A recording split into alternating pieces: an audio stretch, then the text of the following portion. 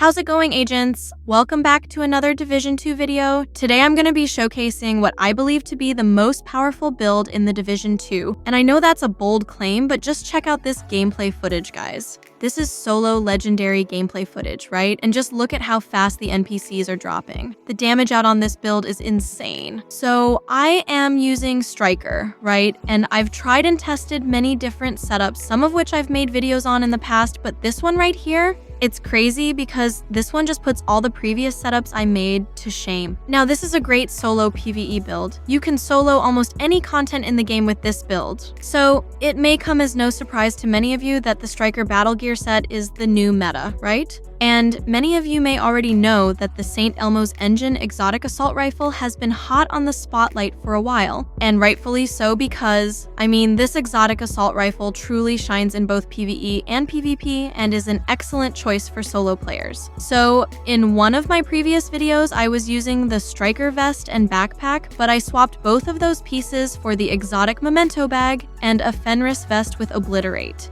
Having these two pieces is like the secret sauce. They work so well together, and I'm not sure if you guys know this, but the Obliterate talent had a buff recently, a duration buff. So critical hits used to increase weapon damage for 5 seconds, but now it's 10. And what makes this build even better is the talent on the St. Elmo's Engine exotic assault rifle. The talent basically gives you shock ammo after reaching 100 stacks, which you can do very easily since Striker buffs your RPM. This is great for crowd controlling NPCs. Okay guys, let's have a closer look. The stability on the St. Elmo's Engine is maxed out, and this is because of the bonus weapon handling from the Striker Battlegear set. Also, for those who don't know, weapon handling includes your reload speed, accuracy, and stability. The base damage on this weapon is just a little over 44,000, with all the added weapon damage buffs bringing the total weapon damage to 102,000. Also, I recommend rolling damage to target out of cover as the third attribute because this is an amazing weapon damage amplifier that will help you deal out a ton of weapon damage, right? And the talent on this weapon is truly viable, especially if you are a solo player. Shooting an enemy with this weapon will give you 1 stack. At 100 stacks, the next magazine will be 100% filled with shock ammo. This is great for crowd controlling NPCs. Another great thing about this exotic assault rifle is that the attachments add 20% critical hit damage and chance, 20% weapon handling, and 30 plus rounds to each mag. This makes the St. Elmo's Engine extremely viable with gear sets that lack critical hit damage and chance bonuses. For the Specialization, I recommend going with Gunner for the 10% armor on kill, right? Having that 10% armor on kill will help you in situations where you're pinned down and have no armor kits left. This is extremely beneficial when running on higher difficulty, especially legendary missions. So go with the Gunner Specialization. And for the secondary weapon, the ACS-12 shotgun works great for building Striker stacks. You can easily build your Striker stacks up with this shotgun because of how fast it fires, and once you have a full stack, just swap back to the St. Elmo's Engine and enjoy the damage increase. So I have 4 pieces of the Striker Battlegear set, and for the new players who don't know, having 2 pieces of Striker gives you 15% weapon handling, 3 pieces gives you 15% rate of fire, and 4 pieces will unlock the Striker's Gamble talent. So with this talent, weapon hits will increase total weapon damage by 0.65%, stacking up to 100 times. So in other words, if you gain 100 stacks, you will get 65% increased weapon damage. However, the downside is you will lose 1 stack per second between 0 and 50 stacks and 2 stacks per second between 50 to 100 stacks. So you will basically lose stacks for every second you aren't shooting the enemy. For the attributes on the Striker mask, maxed rolled 170k armor, 8% bonus armor, 11.1% critical hit damage, and a 6% critical hit chance mod. For the Striker gloves, maxed rolled 15% weapon damage, 12% bonus armor. Oh, and for those of you who don't know, this 12% bonus armor is from the expertise level upgrade. So upgrading the bonus armor on your gear helps, but honestly, I recommend getting your weapons upgraded first as you will get more of a bang for your buck. But anyway, where was I?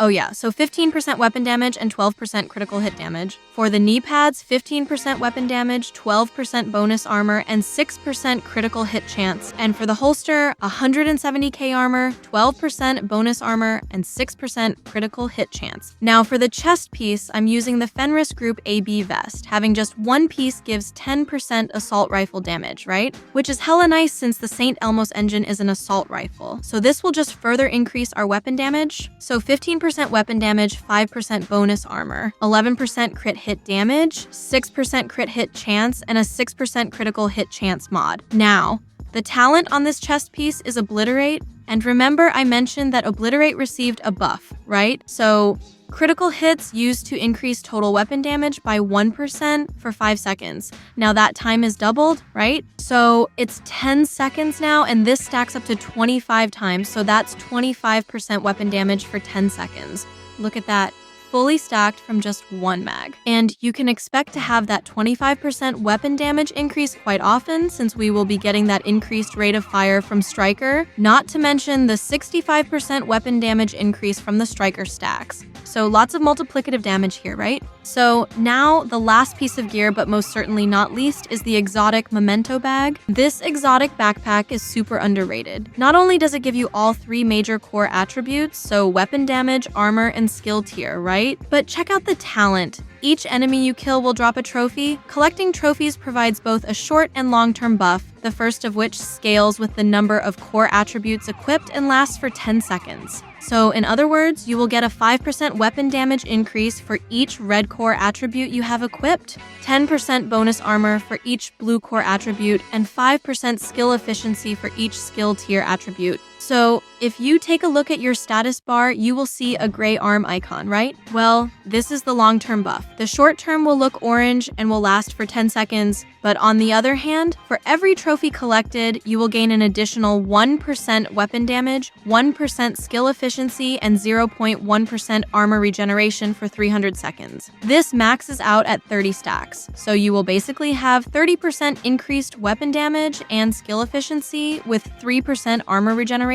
at full stacks. This is what makes this build's damage output insane. So as you're killing enemies and collecting those dog tags, you will see that bonus armor really stacks up. This helps tremendously with survivability. So if you're a newer player, or if you simply just don't have this exotic backpack, I highly recommend farming for it. This backpack used to be on one of the previous season's reward tracks, but it's now in the general loot pool and can be attained as a targeted loot drop or from exotic caches. What you can also do is run the Pentco Fairview Power Plant mission, aka Countdown. Just make sure to select backpacks as your targeted loot and you're good to go. Keep in mind that you will also be getting Countdown requisition credits, which you can use to buy exotic caches at the Countdown vendor just outside the base of operations. Okay, so for the skills, the Crusader Ballistic Shield and Decoy work great, but you may change this up to whatever floats your boat. The Banshee Pulse is another great option since you can use that to crowd control the NPCs, right? Personally, I find that the Decoy and Shield work the best for solo legendary mission runs. For the stats, the St. Elmo's engine is capped at 60% critical hit chance with 111.1% critical hit damage, while the ACS-12 is at 50% crit hit chance and 91.1% crit hit damage. So, yeah. This is Prajna, thank you so much for watching, and if you made it to the end of the video, you are amazing. The attention span of the average individual is remarkably low, and you are an exception. If you have any questions, please leave them in the comment section. Keep it cool, keep it classy, and peace out.